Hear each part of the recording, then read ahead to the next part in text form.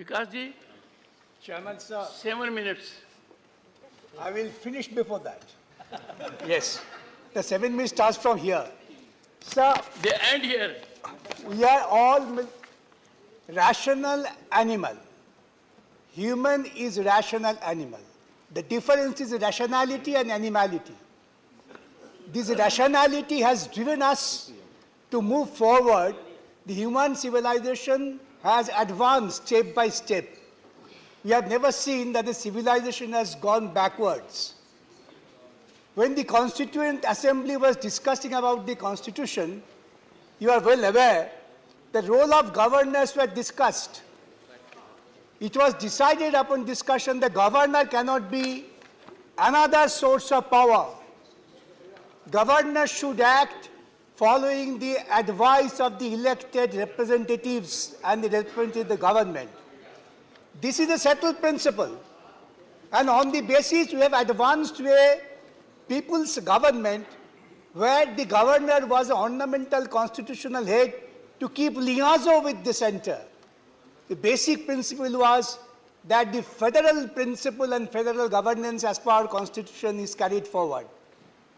When the constitution was adopted, then Delhi was not a state. That was the union territory. Like many others, I am not going to give examples.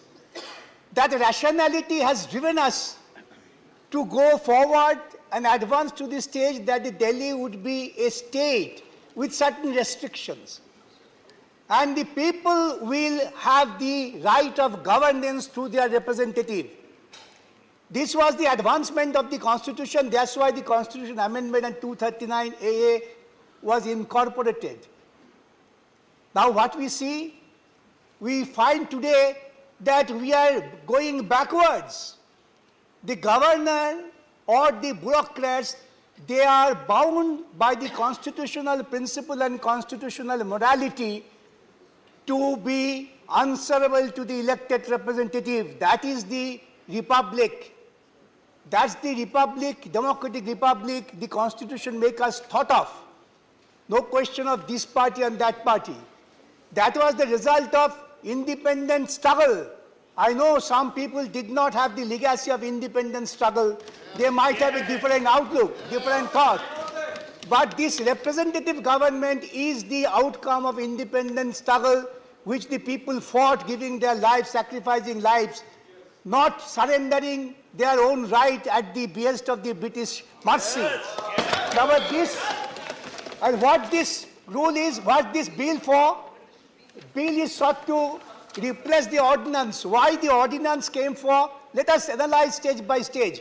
I am not going to have a quarrel with this party or that party. The House is for discussion of the constitutionality of this bill. Nobody questions the power of Parliament. Having power is one thing, but exercise of power is wisdom. Unless you have the wisdom, the power gives you absolutely autocratic authority, which is against the basic principle of our constitution.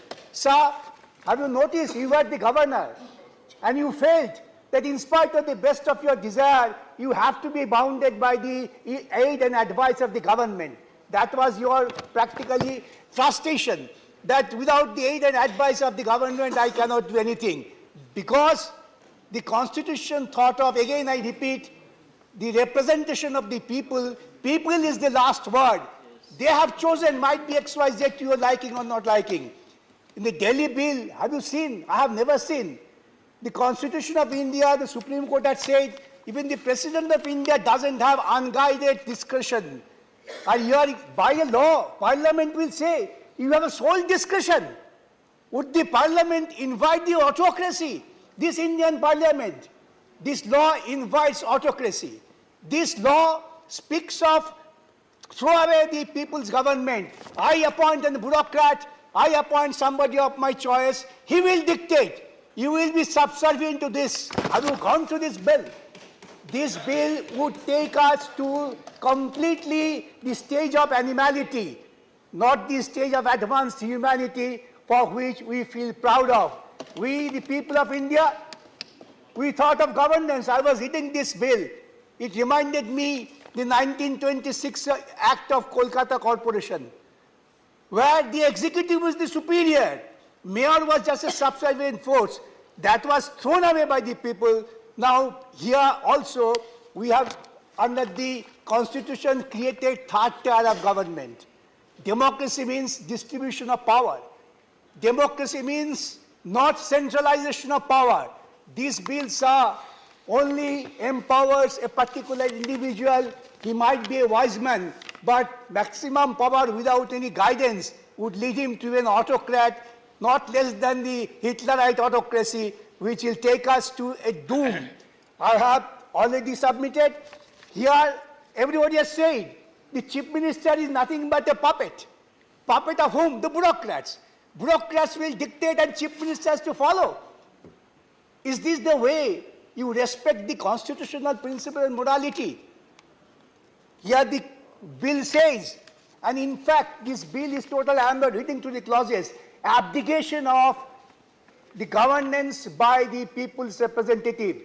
I would request all, don't be guided by your petty political feeling.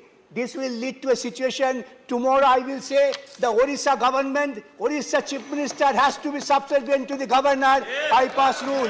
What would you do? The home minister's praise in the meeting would not give you result. They will say there is a precedent. Parliament has passed such a law. Lord, you have already given me a caution. I said I will finish within the time. I finish with the appeal to everybody, even to the Treasury bench. Don't be trapped with such a bill which ultimately will kill you. Don't make the democracy absolutely a farce. Let the representative government survive and the principle be extolled by the constitutional principles. With this, I appeal to you, reject this bill. I appeal to you to all, reject this bill. Thank you. Very good. Shri Anil Prasad Hegde.